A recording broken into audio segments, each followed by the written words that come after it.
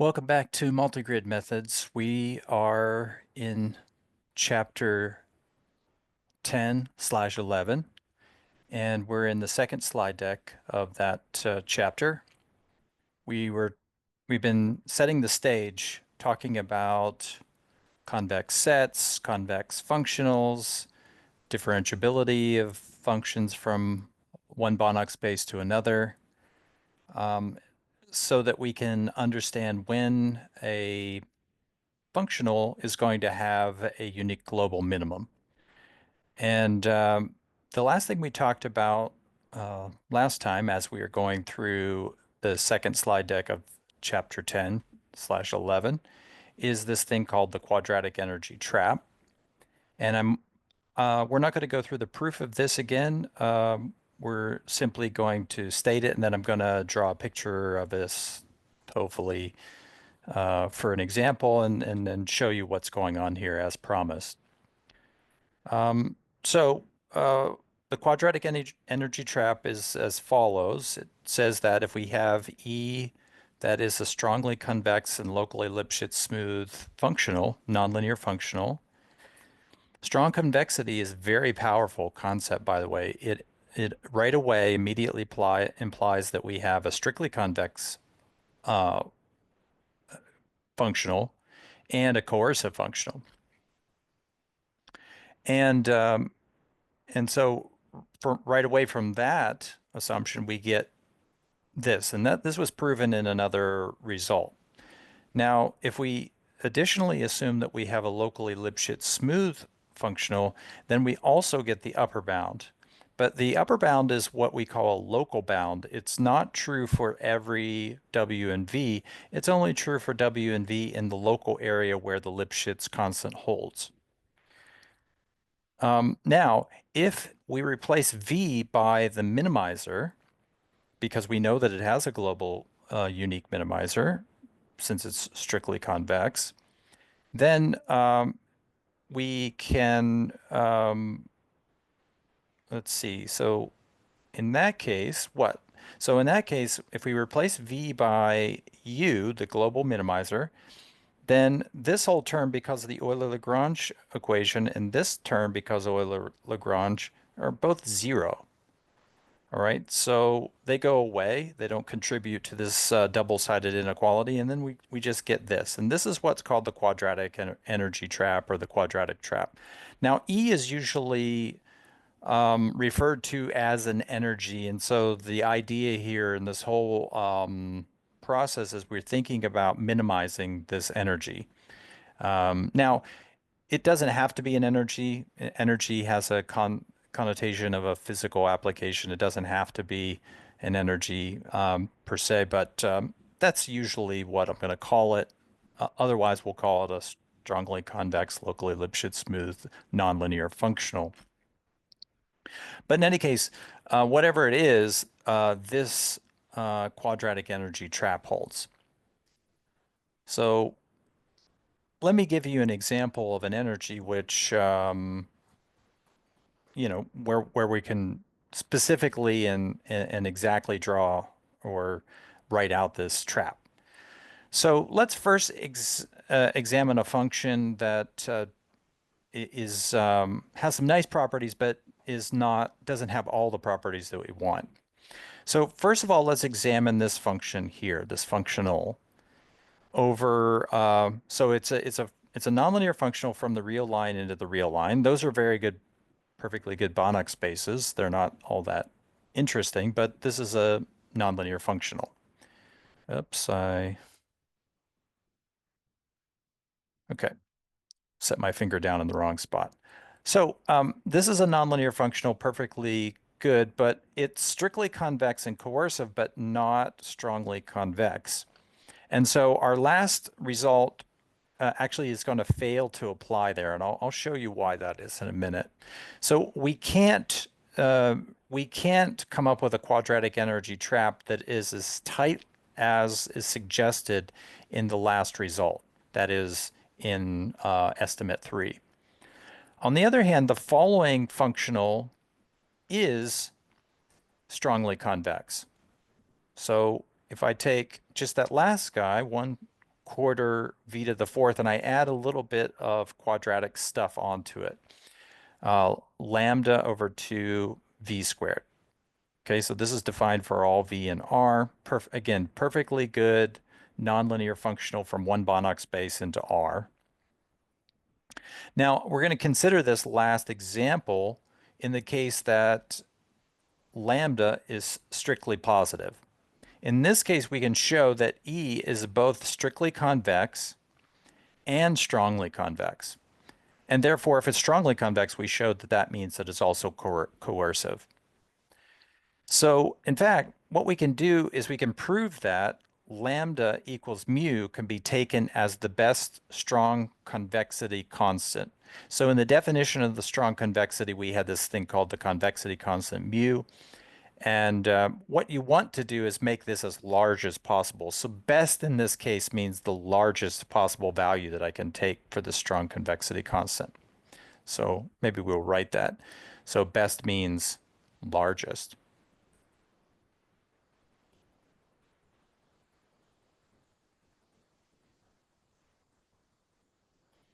Okay, best means the largest possible value that I can take. Well, this guy is fixed, and that's the largest value that I can take for my strong convexity constant. It's not hard to show that. It requires going back to the definition. Furthermore, it's not difficult to show that the global minimizer is u equals 0, right? That's kind of a triviality for this polynomial. This is a polynomial that is opening upward. And it's, roughly speaking, it's quadratic for very small values of v around 0, and it's otherwise is going to be a fourth order polynomial, and I'll draw a picture of this in a moment.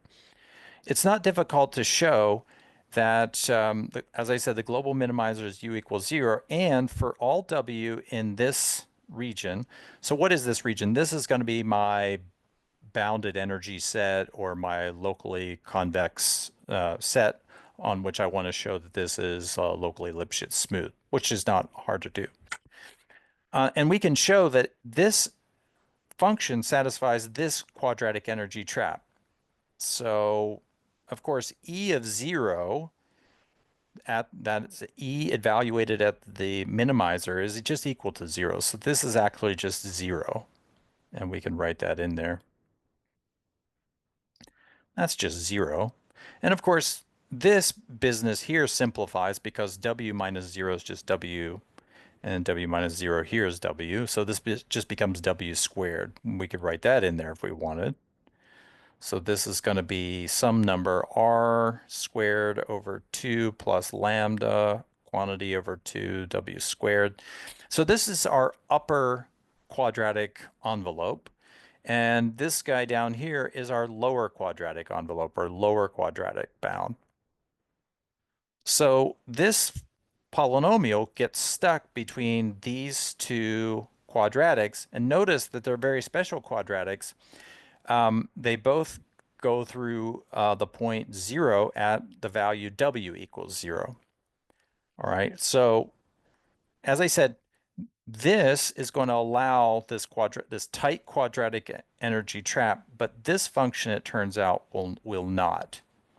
So let me first argue why this polynomial here will not permit a quadratic energy trap. So this is not the nicest graph. So the first one I want to do is the first one I wrote on the previous page, and that's going to be E is equal to, actually, I don't like that one either. Let's see. Let's start from this side. There we go. All right, so this is going to be E equals 1/4 v to the fourth. Okay, and it looks like that on that side. Okay. Now, it's not a problem fitting a quadratic polynomial above this thing. So I can put any quadratic polynomial I want up here. Now, eventually, these two things are going to cross. So they're eventually going to cross each other. Let's draw this guy in, say, purple. All right, there's going to be a crossing point here. Now the problem with this functional here, 1/4 v to the fourth, is it's not possible for me to fit a quadratic underneath this thing and have that quadratic pass through 0. So I can't find a polynomial that does that, and that polynomial be quadratic. So I can't find a quadratic.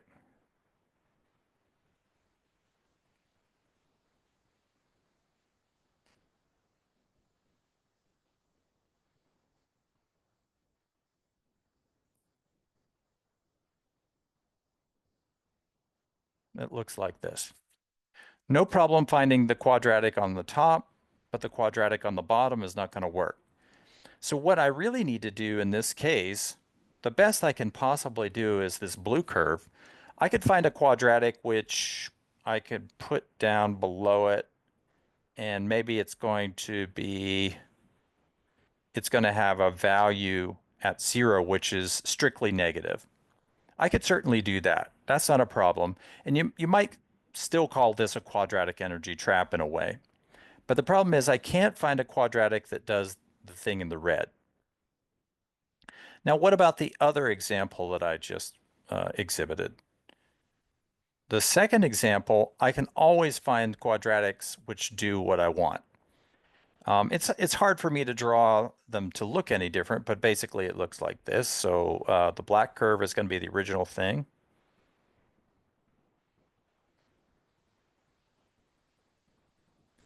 All right, black curve is EV is 1/4 v to the fourth plus lambda over 2v squared. Now, the reason why I can fit a quadratic underneath this one is because this term is kind of dominating this term for very small values of v. Whereas in this case, there was no quadratic piece of this black curve for very small values of v. There's no quadratic piece. It's all fourth order essentially. All right, so this one, no problem. I can do both of these things. So let's use red to put to describe the curve underneath. So I can find a quadratic which fits under and passes through 0. Okay, this one, no problem. And I can find one which fits above. So now here's a question. So in fact, the one that works here for this red curve, this guy that works here is just lambda squared, or lambda over 2v squared. That guy is going to fit right underneath of that curve. It's easy to show that. Okay, it's easy to show that E of v is greater than this curve for every value of v, except whenever v is equal to 0 and they both cross through 0. Furthermore, at infinity, which one's going to dominate? Well, the black curve dominates because it's growing like a fourth order polynomial, whereas the red curve is only growing like a second order polynomial. So at infinity, black is going to dominate the red curve. What about the other question? Can I fit one above the curve? Again, yes, no problem there. I can fit a quadratic above the black curve, but eventually the black curve is going to beat the purple curve, and there's going to be a crossing point. Okay. That was the same as above. There's a place where they cross. And in fact, you can see by the previous example what kind of polynomial I can fit above this. So the polynomial that I'm going to fit above it is going to be this quadratic here, and it's going to have the coefficient. So if the interval where I want this guy to beat this curve here is minus r to r, then this coefficient out front has got to be this. Well, it doesn't have to be that. It could be a little bit larger than that, but that's the smallest I can make that. by the way, so this is the um, this is a this is a theme that keeps coming up over and over again. Basically, I want to choose my L and my mu so that those numbers, so that L is as small as possible and lambda is as large as possible, and both of them have to be positive. Okay, so again, I want to figure out for my theory, and the theory works best if L can be as small as possible and positive, and my mu is as large as possible and positive. In fact, I really want their ratio to be close to 1 if at all possible, and I'll get back to that in a moment. So this guy here, the size of this, if I want it to hug that curve as tightly as possible and just pick this one constant, then I have to take it to be that constant. That's the smallest it could possibly be. And the reason is it's small as it can possibly be because precisely it's going to cross out here at exactly minus r and r. Okay, so that everywhere in between here, the quadratic energy trap is holding. We always hold with the red curve. There's no restriction on that. As long as the black curve is strongly convex, then we can always find this red curve and it always passes through 0. Now, what about for the purple curve? We can always find an upper bound on this guy as well, at least for this example. And we want it to hug or come as close to the black curve as possible. Well, to do that, because based on our very simple choice of what the coefficient is in front of this curve, then we're going to choose it to have this coefficient out front of this term. Okay, so that coefficient is this thing here is our L. Okay, if we go back to our quadratic energy trap, that's our L, and this lower one is our mu. Again, we choose this to be as small as possible, this one to be as large as possible. The smallest possible value that we can choose this is given here. And that's because we're making it cross at precisely this point and this point, minus r to r. Okay, so this is a one-dimensional example, but the multiple space dimensional examples or even the infinite dimensional space examples are fairly similar. The picture says basically the same thing as I promised. All right, so what was wrong with this curve here that we couldn't do this? This curve is pretty nice as as things go. It's a strictly convex function. It's a coercive function. We could prove that, in fact, in that case, that we have a global unique minimizer, but the problem is it's not strongly convex, and we can't therefore fit a quadratic underneath it. That assumption is very powerful. It's not not every convex coercive functional has that property, as we can see from this example, but it's a very powerful tool, and it speeds up the theory quite a lot. It allows us to say a lot with a few assumptions. This is how far we made it last time. I said, well, we'll stop here, and I wanted to prove this last time. So let's go through this proof now. This turns out to be a useful tool for us later. It's a little hard to kind of characterize what's going on with this tool, but suffice it to say, it's going to be a useful estimate for our future work. So in the setting of the last lemma, where we're assuming that we have a functional which is locally Lipschitz smooth and strongly convex, then we can prove this estimate where U is the minimizer, is the unique minimizer. Now, first of all, let's make sure that everything makes sense. All right. So this is an inequality which holds for all V in the Hilbert space, cap V. So first of all, U is our global unique minimizer of U. So how do we know, therefore, with that piece of information, that piece of knowledge, that this difference is always going to be positive? Well, the answer to that is V is any other point, right? And any other point has the property that, if it's in the Hilbert space, if any other point has the property that if I evaluate at that point, that has to be a number which is greater than or equal to the evaluation at the minimizer. So this point is greater than that point, right? The value. And so the difference is greater than 0. Fairly clear. So that's the first inequality. That's actually simple. The second one that is a bit harder is given here, and this one I don't have a good analogy for it. It just doesn't seem to work. Um, I've kind of never come up with something, which, a good picture for why this is true. Not like the quadratic energy trap. So we just have to take it for granted and just try to prove it. This mu is our strong convexity constant. Again, the idea is mu, we want to be not too small. We want it to be as big as it can possibly be, but still remain positive. So now if mu starts getting too small, bad things can happen.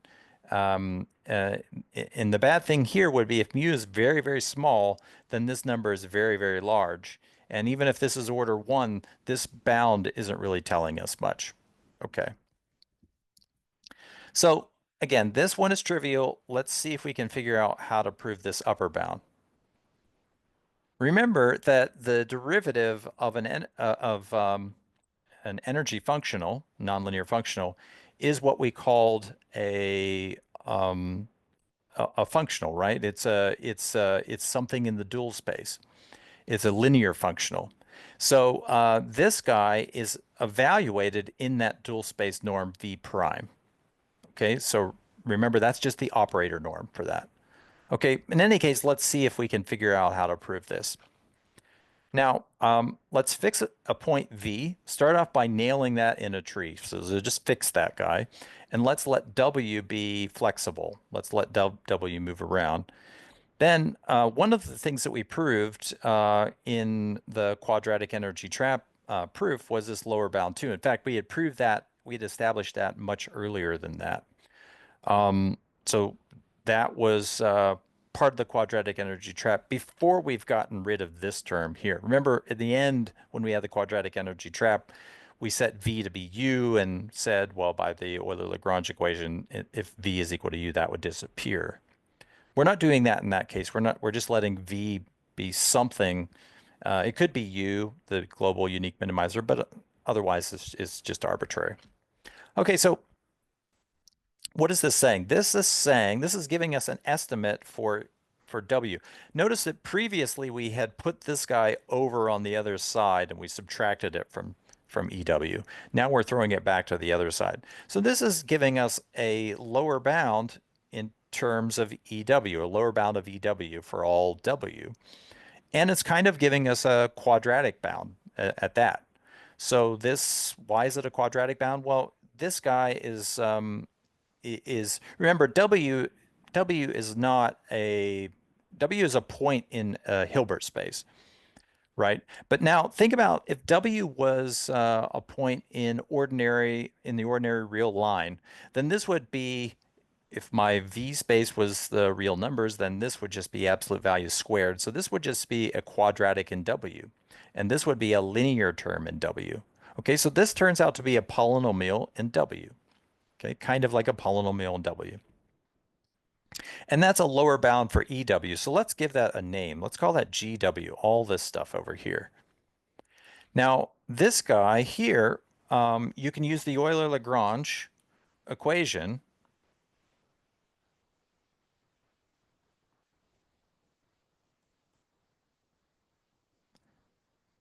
So look at this guy here.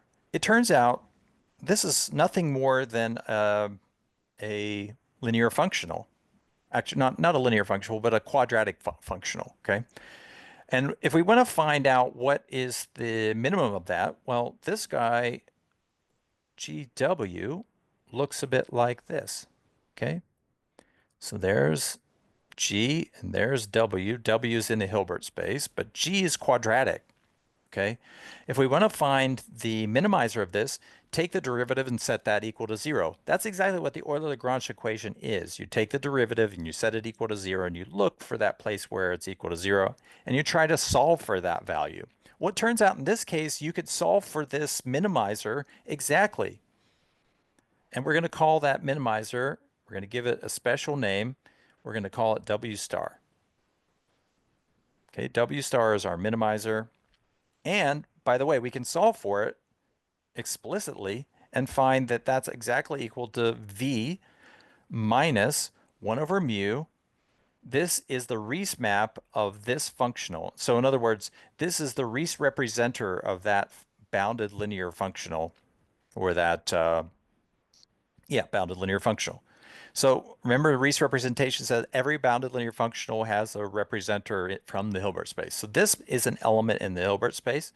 That's another element in the Hilbert space. And so I can add those two together and get an element in the Hilbert space. That's my unique minimizer.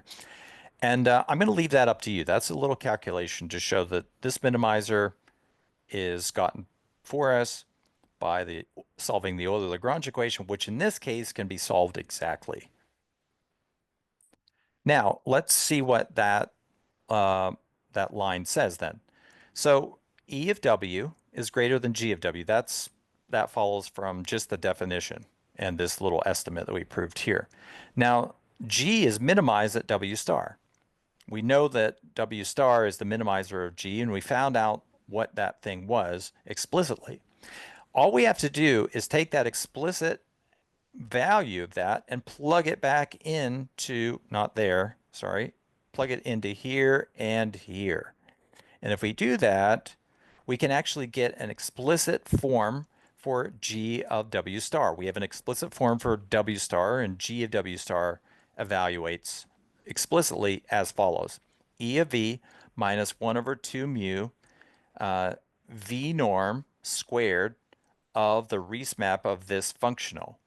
Now, we had a little result as part of the Riesz representation theorem, which said that if I have the Riesz map of any functional, the norm of that is equal to the operator norm of the linear functional in V prime. So that's just part of the Riesz representation theorem, so I can replace this with that explicitly. There's nothing going on there except for that replacement. Now all I have to do is do a little manipulation. I'm going to move the W over to this side, move this over to that side, and lo and behold, you get the result that you want by setting W equal to U. Okay, so W equal to U. Once I set W equal to U, then I'm guaranteed that this guy is always greater than or equal to 0. And this guy just naturally fits on the, well, here it's on the right-hand side, but here it would have been on the left-hand side. But in any case, we get our inequality number 4. So again, I don't have a good analogy of what this thing looks like in the normal setting. I probably should come back to this example here and relate it to this example in particular, and we can see what it has to say. All right, but short of that, let's just move on to what is called an energy section. And this one, this result seems extraordinarily complicated, and turns out it's extraordinarily simple. It's not all that bad at all. And I think I'll just draw a picture for you in a moment and try to explain this. Now, if you've never seen it before, then it may be mysterious until you put the pieces together for yourself. But I do claim there's not much content here. So here's the statement. Let V be a Hilbert space and suppose that E is strongly convex and locally Lipschitz smooth. So immediately the first thing that should pop into your mind is that such an E has a quadratic energy trap. And sort of that's the basis for a lot of things. Okay, E has right away the quadratic energy trap, among other things. This is, by the way, also enough for us to guarantee that E has a global unique minimizer. And usually the minimizer is what we call U in this case. Now let's fix alpha in R and let's let B stand for the level set or the sublevel set of E with respect to the value alpha. I'll draw a picture of that in a moment as well. And let's let psi be any point in B. All right, so you're going to have to wait just a second for the picture and that'll explain most everything. Let's let W be a subspace, right? So W is going to be a subspace of V, and we're going to define an energy section in the following way. So for every, remember this guy is fixed. Okay, it's fixed and arbitrary. And we're going to add on to that guy a W. What is that going to give us? That's going to give us something else back in the Hilbert space. But remember, W is constrained to be here in the subspace of the Hilbert space. And now J psi of W is defined as this energy section. The easiest way for me to explain what's going on with this is with a picture, which I'm going to give you in a second. Then this J psi from W to R is a differentiable, strongly convex, and locally Lipschitz smooth, not smoother.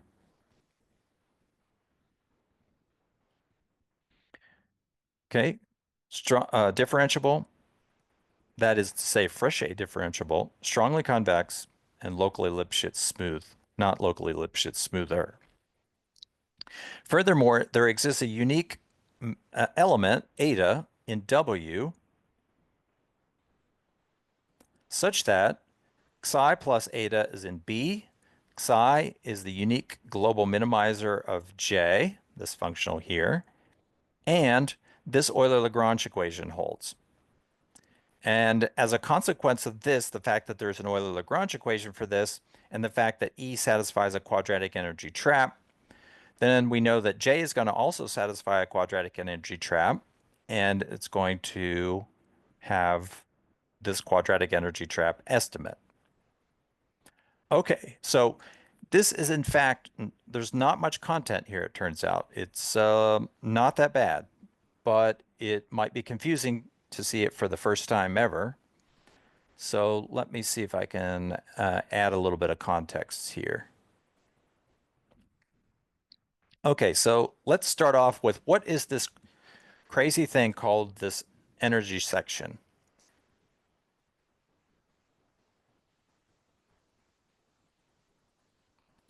All right, so I'm going to draw an energy as a kind of bowl shape.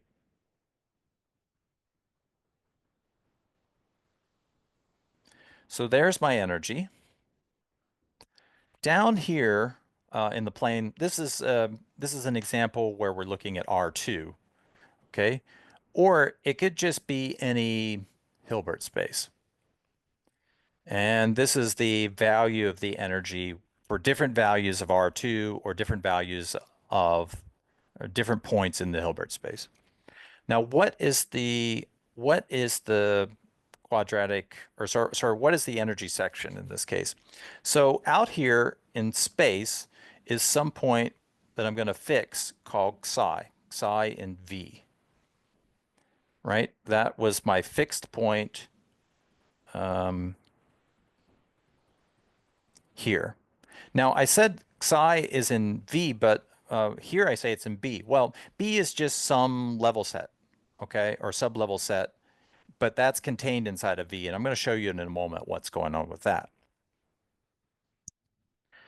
Okay, right, so now I'm going to pick a direction to travel in, to kind of walk in. And I'm going to use a one-dimensional subspace of R2 to find this direction, this direction in which I want to walk. Well, that's just going to be essentially a line, okay? It's going to be a subspace. I'm going to pick a direction and I'm going to walk in that direction. Let's say we're going to walk in that direction and stay in R2. So let me use a different color for that direction, say red. So there's the direction I'm going to walk in. Now I could go backwards in that direction, or I could go forward in that direction. Let's see.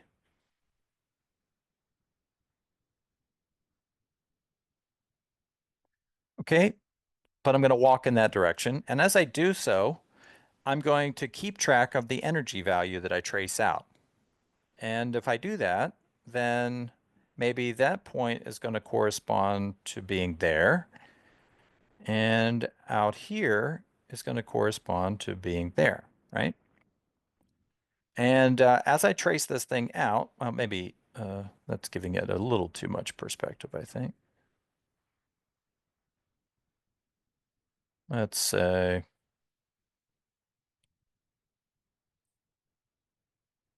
there we go. I like that a little bit better. And it traces out a curve. Let's see.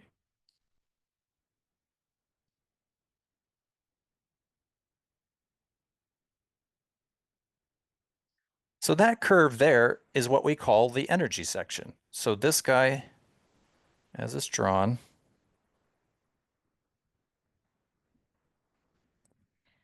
so that's my J psi W. All right, it's a part of E, and that's why it inherits some properties of E. So what properties does it inherit? It, like E, so we assumed for E that it's strongly convex, it's locally Lipschitz smooth, and a few other things, perhaps. Well, J inherits all of those properties simply because we're just cutting out a section of E.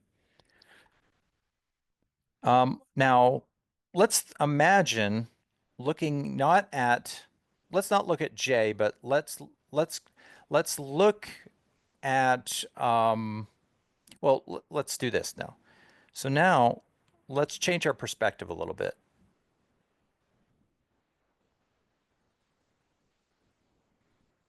Okay, so now we're just in R2. And of course, we said that's our Hilbert space that we're in. And we draw in this E. Let's assume that E is something like a paraboloid, and let's consider its level curves. So the minimizer of E, the global minimizer of E, is something we're going to call U. We always call this thing U. And the level curves of E look like this. In this case, maybe it's not hard to imagine. They're just going to be ellipses, concentric ellipses.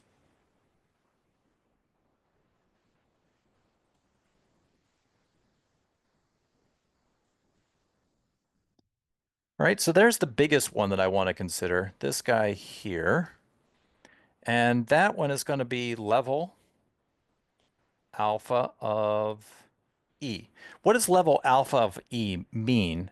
It means if I pick a value of alpha in the range, then this set is going to contain all the points from the Hilbert space, which give an energy which is less than alpha, right? That's by definition. Level alpha of E, that's the set of all points in the Hilbert space, such that when I evaluate the energy at those points, I always come up with something which is less than alpha. Alpha is in the range. If alpha isn't in the range, then this is just going to be an empty set. Now, let's look at our picture here.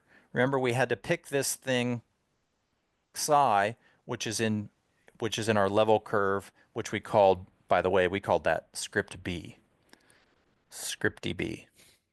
All right, so I'm going to take that to be this point right here.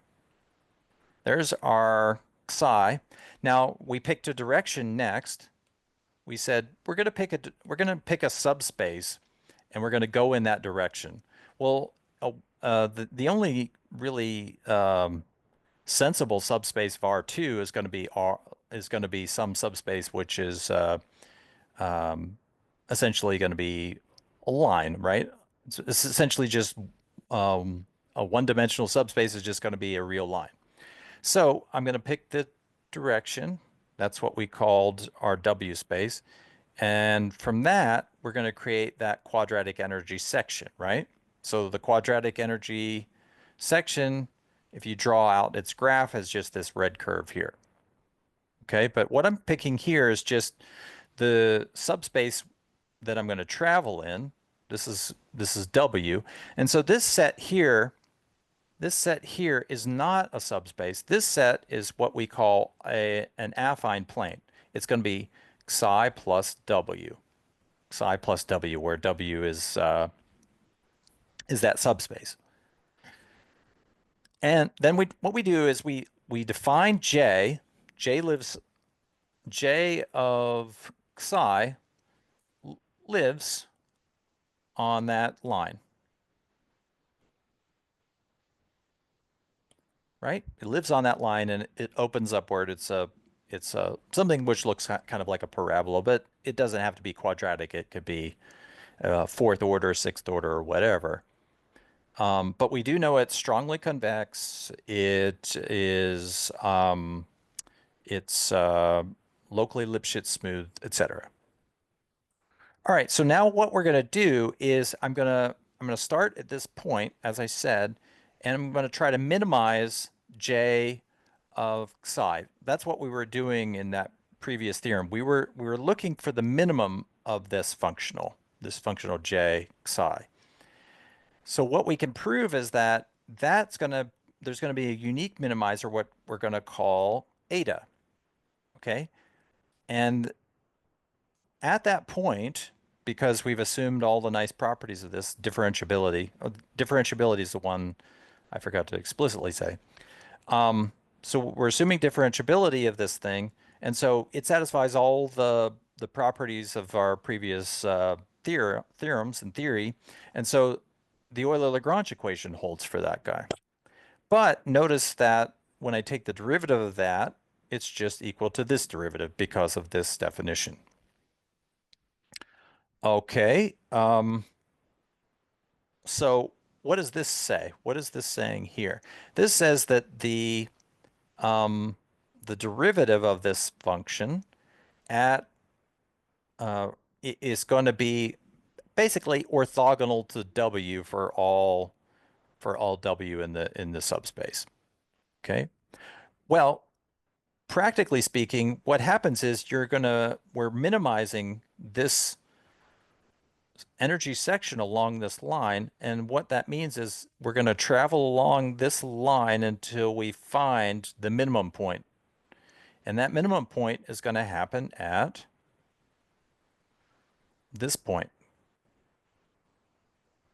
psi plus eta. Psi plus eta.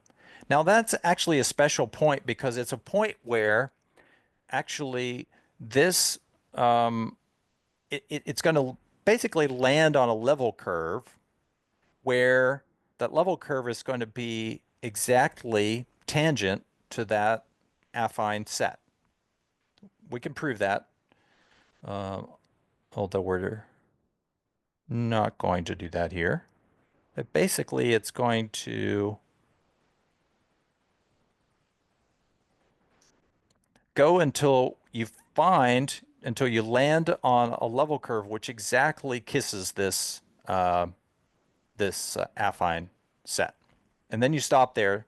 And that's kind of where you imagine it would be. It's somewhere here. It's where it's the lowest point on the red curve, the lowest point on the energy section, which, by the way, is not necessarily equal to the global minimizer of this bowl E.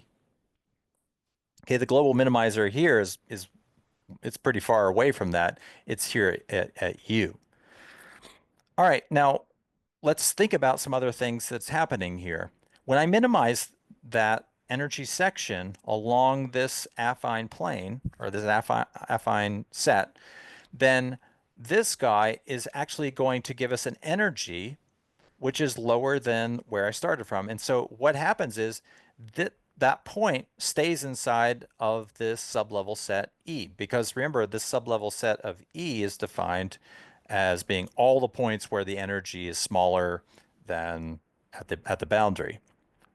And so this guy has to wind up back in B. So there's something that we can say. This guy psi plus eta ends up back in B. That's nicely done. Now there's some more geometry that you can state here, and the fact that this um, lands on a, as I said, lands on a level curve that exactly kisses this affine plane. Well, you can prove that through some geometry, and in fact, it's easy to kind of go through all these geometrical results in R2, but we're not necessarily interested in that. That has to do with this fact here, though. Okay, so you could use that to argue that.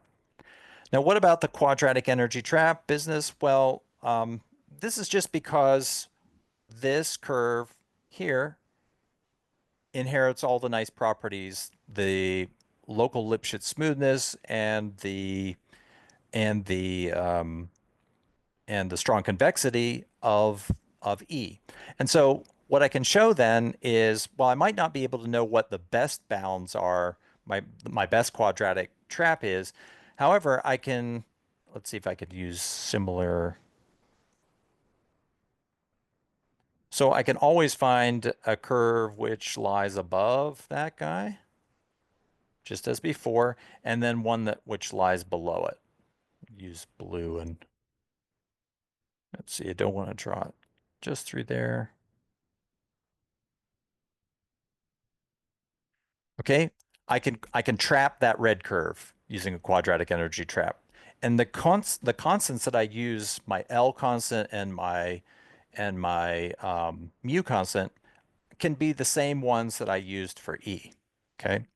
And that just works out in the analysis, which again is not that tricky or hard.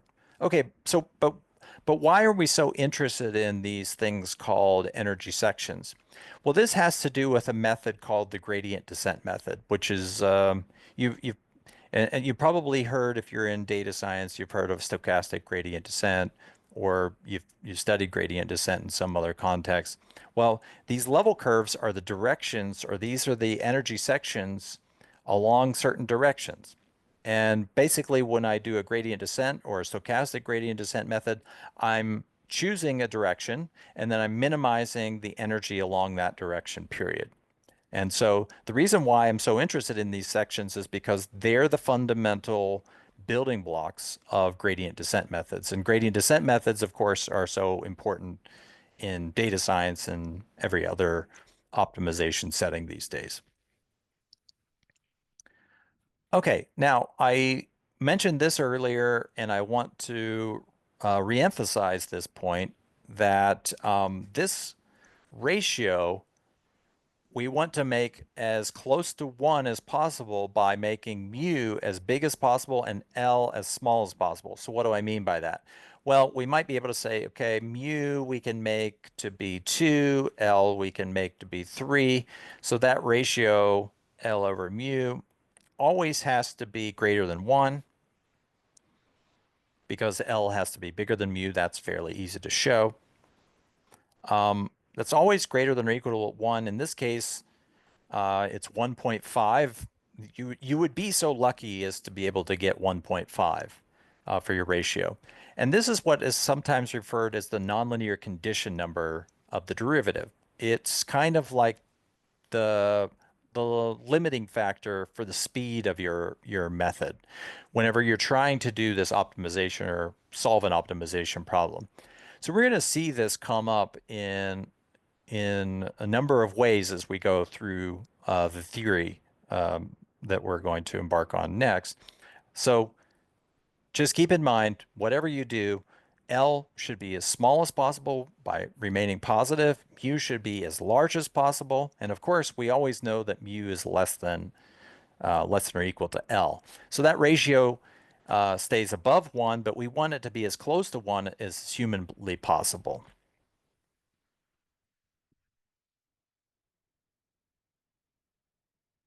All right, next topic is the gradient descent method, which I alluded to earlier. So gradient descent method is a way, it's an algorithm for minimizing some functional.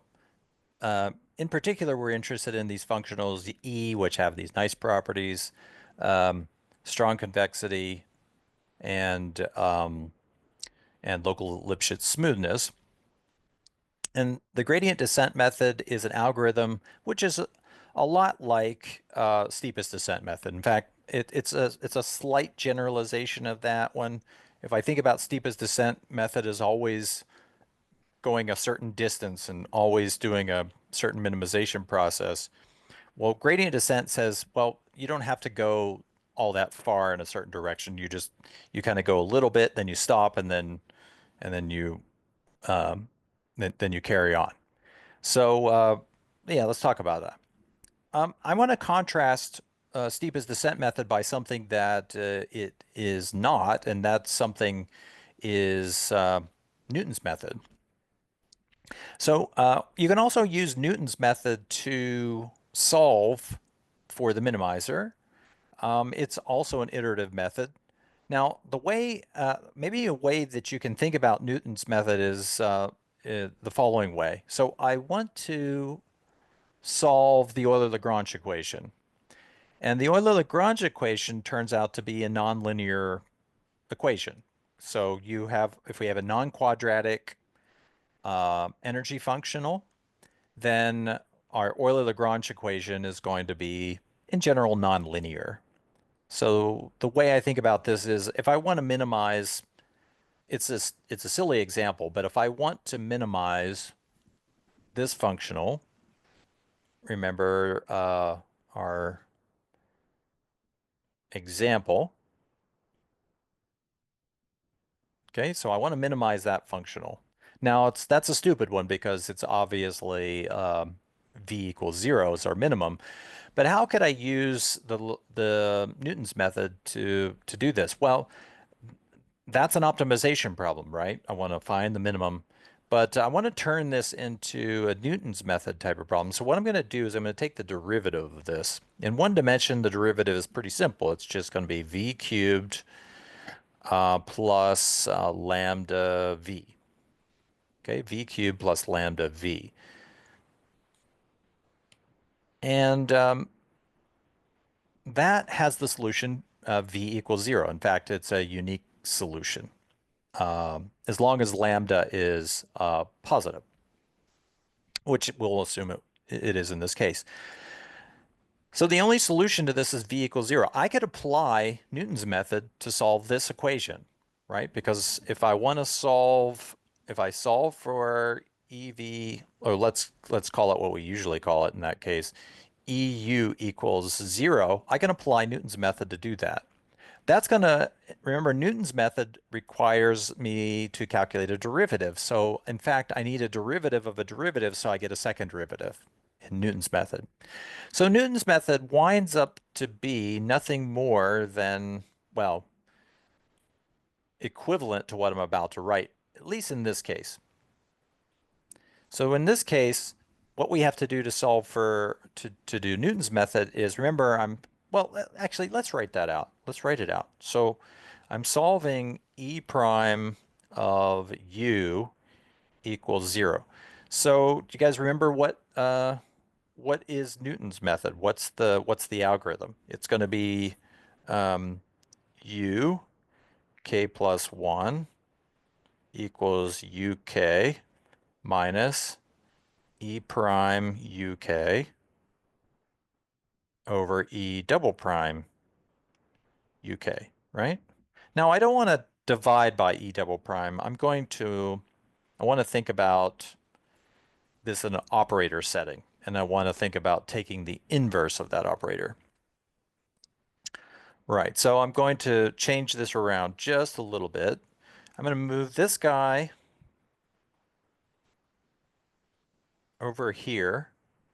I'm going to subtract the two, and I'm going to multiply by this derivative operator, which I'm going to assume is going to be non-zero everywhere. So this is going to give me something which is equivalent.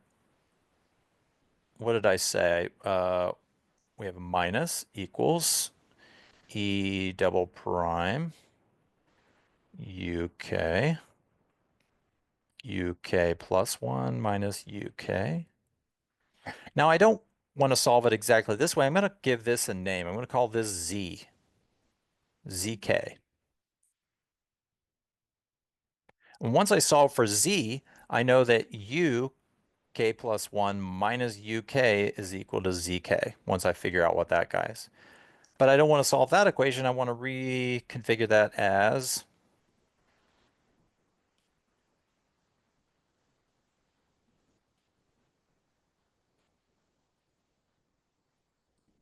okay, so that should be entirely equivalent, right? So basically I'm solving this equation as an operator equation. This is of course, I'm trying to solve e prime of u equals 0. So I have to find out what is that value, this guy. And of course, in one dimension, that's just a number. And this is a number, the derivative. I divide by it and I get zk, obviously. And then I can update uk plus 1. When the operator setting, it's not quite like that. I guess I should have said, I should have looked down. So this is eta and eta, right? Okay. So in the operator setting, this is what I'm doing. And then I'm updating UK using that. I'm solving this equation and finding eta k and then adding eta k on as an update for that. In fact, this is a kind of gradient descent methodology because gradient descent methodology is I'm always updating my previous value with something better and or some correction, and I'm calling that my updated iterate. Well, now this equation, if you think about it, doesn't quite make sense as numbers. So what this equation means is remember the second derivative operator, if it's second differentiable, is a bilinear, bounded bilinear operator. But I'm applying it to one function or one point. So this operator becomes a bounded linear operator. And that's set equal to a bounded linear operator. So I can understand that as two operators, two linear operators equal to each other. And that means that this is basically rewritten normally in a variational context like that. Okay, so this is understood as a variational equality. I still have to solve for this eta k, but if I can do that, if I can solve this linear problem, at least it's linear, then I can update eta k and add it on here as a correction to uk, and I get my corrected value uk plus 1. So that's Newton's method. The problem with Newton's method is that it requires a second derivative, and oftentimes second derivatives are hard to come by. All right, so for example, we might be minimizing uh, functionals that are not necessarily even twice Frechet differentiable. And for those that are twice Frechet differentiable, computing their second derivatives could be complicated, expensive, or impossible. So what we're going to do is we're going to abandon this approach and we're going to look instead to focus on what are called first order methods. Well, what's a first order method? That is a method that only uses first derivatives. Okay. Newton's method in this context is characterized as a second order method because it involves second derivatives. So if you want a complete breakdown of Newton's method in that context, you can see our book. Well, I have a copy of it here, which you guys are all familiar with, the Purple Monster book, Classical Numerical Analysis. So chapter 16 has a comprehensive discussion of that. We're abandoning Newton's method and we're going to do gradient descent methods instead. A gradient descent method is one that only requires derivative information, and it's highly related to the steepest descent method. Okay. The only difference is for gradient descent methods, we take a fixed step. Always take a fixed step. And in this case, tau is our step size. Okay. So let's define this algorithm that we call the gradient descent method. Let V be a Hilbert space and suppose that E is a strongly convex and locally Lipschitz smooth functional. The gradient descent method is a scheme to approximate the unique minimizer of E, which we're guaranteed to have. And the algorithm works like this. You fix a step size tau, and that tau should be positive, but it turns out later on we're going to find not too big, not too big. And of course, not too small, because if it's too small, then you're not going to make much progress. So there's some sort of Goldilocks zone where tau is just right. Starting from an arbitrary initial guess, u0 and v, we're going to compute a sequence recursively via this update formula. So as before, we're always going to be updating using a correction.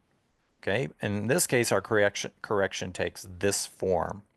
So Newton's method gives us a certain type of correction which converges very rapidly, it turns out.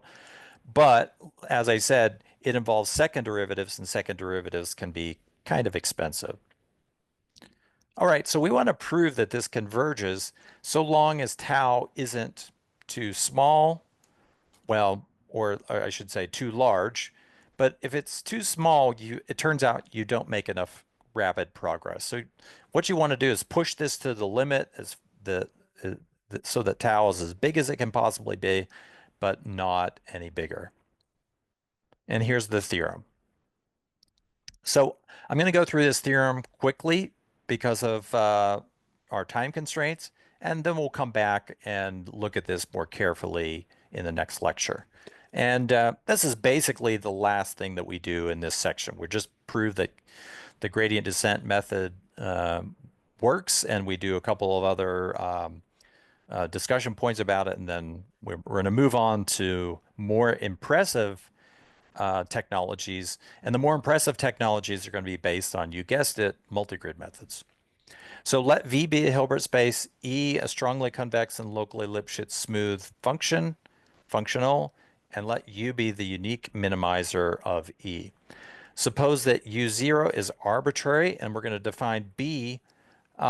B is usually defined through the sublevel sets of the energy, but here we're going to define B through norms.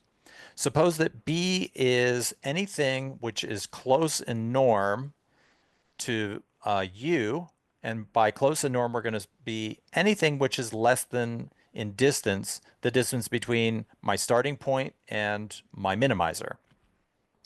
So actually, this doesn't really have to be all that close. Now, this set here, what is really important is it's not a sublevel set of the energy, but it is a convex set. Okay, and it's convex because the norm is always a convex function in a Hilbert space. Let L be the local Lipschitz smoothness constant on E, of E on B, and we're going to assume that the step size satisfies. It should be a number which is between 0. Remember, this is always the case. It's between 0, it's positive, and this is the new thing. It should be less than 2 mu over L squared. So here's the first hint you're seeing of mu and L in a ratio to each other. Then the sequence generated by the gradient descent method satisfies that we always stay inside this set, this B set. So the B set is, you have some minimizer out here called U. You start off at U naught. Might not be all that close, but then you draw, that's not a very good circle. So it's centered on U, and its distance is no bigger than the distance between U and U0. Says we could call this distance R0. So that is R0 there. Okay. So we're always going to stay in this set B. That's nice. That allows us to say that whatever we determine as the local Lipschitz constant on this B, we can keep the same constant. Now, that isn't actually true. What happens is, in practice, our convergence is actually going to speed up because we're going to get closer and closer to the minimizer. And as we get closer and closer to the minimizer, our local Lipschitz constant can be made smaller and smaller, which is what we want. So actually we will do better. But okay, so as long as I keep t in that range, then I'm guaranteed that my iterates always stay in this set, and we get a convergence because we get a contraction. That means that the distance between you and the current update is less than a constant, which is less than 1 times the distance of the old update in norm. So if this is less than 1, as we're going to show it is, then we always get what's called a contraction. And this contraction is what we call a linear type contraction or a linear type convergence contraction. This guarantees that we are going to converge to U. And as I said, because it's a linear contraction, the convergence is what we call at least linear. All right, so I don't have time to go through the proof. We're going to start here next time. And and basically the idea is we want to use all that we know so far. The definition of our gradient descent method, we want to use strong convexity estimates. We want to use what we know about the Euler-Lagrange equation, and that's the basic ideas. And then, and of course, we want to use the assumption here that tau is sufficiently small, and then show that we get the convergence. Now, if tau is larger than that, it turns out that we may not get convergence, and you can show this through an example. All right, so I'll stop there and I'll take your questions.